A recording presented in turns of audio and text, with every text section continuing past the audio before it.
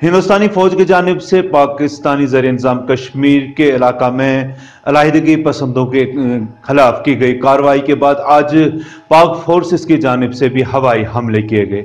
इस दौरान पाकिस्तानी फौजों ने कई मुकामात पर अलग अलग हमले किए। इस दौरान लोगों पर खौफ व हिरास छा गया, जबकि हिंद फौज की जानिब से जवाबी कार्रवाई करते हुए एक पाकिस्तानी हवाई जहाज को गिराने का भी दावा किया गया है। उधर पुंछ जिला के अंदर पूरे तमाम इलाका जात में लोगों पर खौफ व हिरास छा गया। खुसूसी तौर पर बाजार आए हुए लोगों पर इस कदर खौफ व हिरास छा गया कि वह अपने घरों की तरफ भागने लगे, जबकि इंतजामिया की जानिब से हवाई पट्टी के साथ वाले दफातर को बंद करने का ऐलान किया गया। इस दौरान पुंछ कस्बा में भी तालीमी इदारे को बंद किया गया और लोग भागते हुए नजर आए। इस दौरान जब पुंछ विजन चैनल के नुमाइंदा ने पुंछ बाजार का दौरा किया और मुख्तलिफ लोगों से बात की तो उनका क्या कहना था, दिखाते हैं आपको एक मुफस्सिल रिपोर्ट।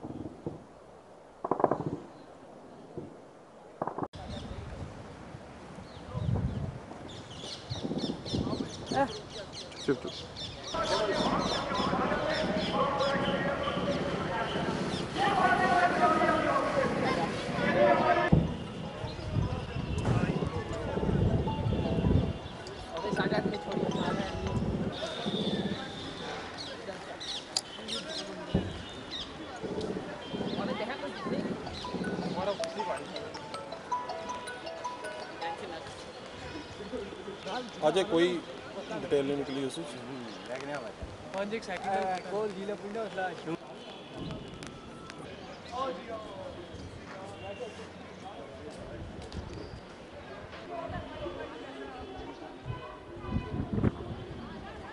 हाँ हाँ अगले ही पाए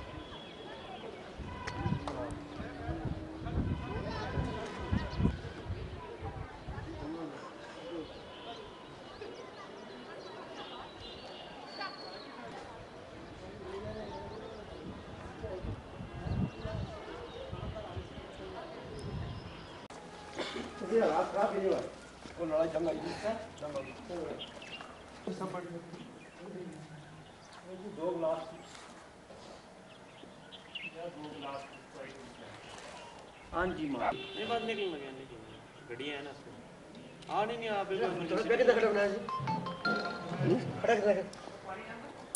खड़ा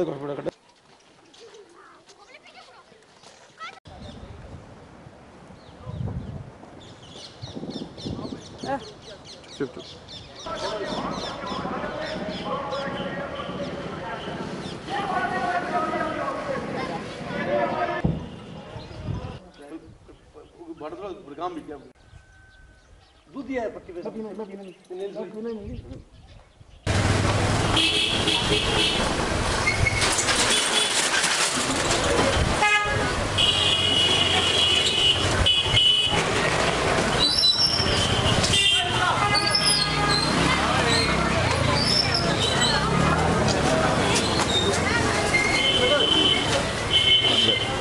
देखें, लगता तो है कि टेंस सिचुएशन है, ऐसी बात नहीं है कि क्योंकि पाकिस्तान के हवाई जहाज़ सुबह यहाँ से निकले हैं और एडमिनिस्ट्रेशन ने भी सब लोगों को सतर्क कर दिया है, अलर्ट कर दिया है। तो जो देहात से मेरे भाई आ रहे हैं, जो बेचारे ज़मींदार लोग हैं, तो हमारी यही कोशिश है कि सभी लोग ठीक तरह से अपने अपने घरों में चले जाएं, क्योंकि अगर कोई लोग देहात से आए हैं सामान खरीदने के लिए, कुछ खरीदने के लिए, तो खौफ तो रहता है घर वालों को।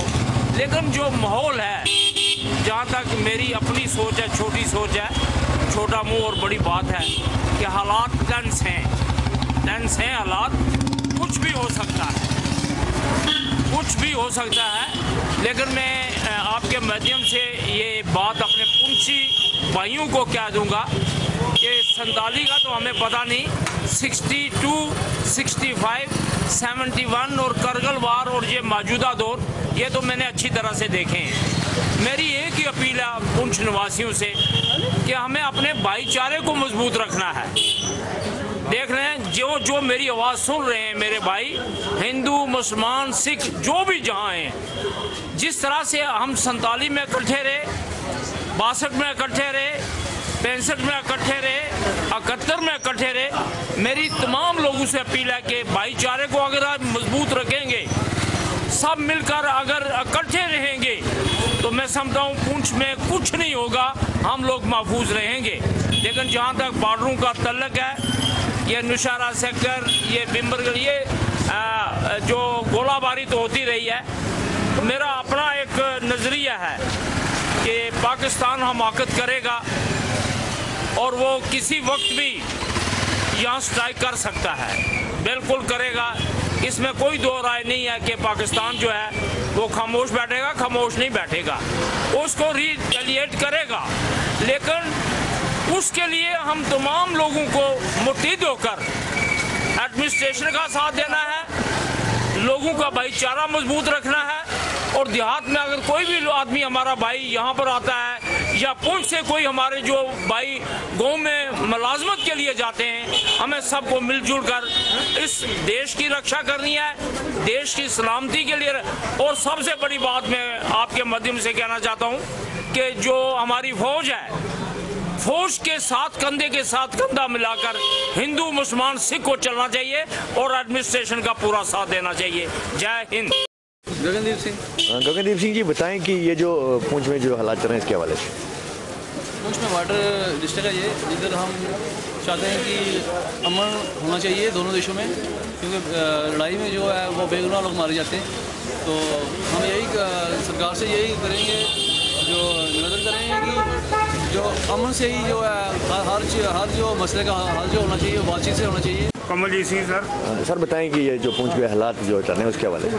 हम कुछ देशवासियों से अपील करना चाहते हैं, आपको घबराने की कोई ज़रूरत नहीं, पूरा हिंदुस्तान आपके साथ है, हमें हिंदुस्तान की फ़ौज पर नाज है। हमारी सिटी पुंछ में खौफ हरास है, परेशानी लोगों में कहीं ना कहीं आ चुकी है। इस वक्त दो मुल्कों की जो लड़ाई है, कहीं ना कहीं इस वक्त आवाम जो है वो परेशान है।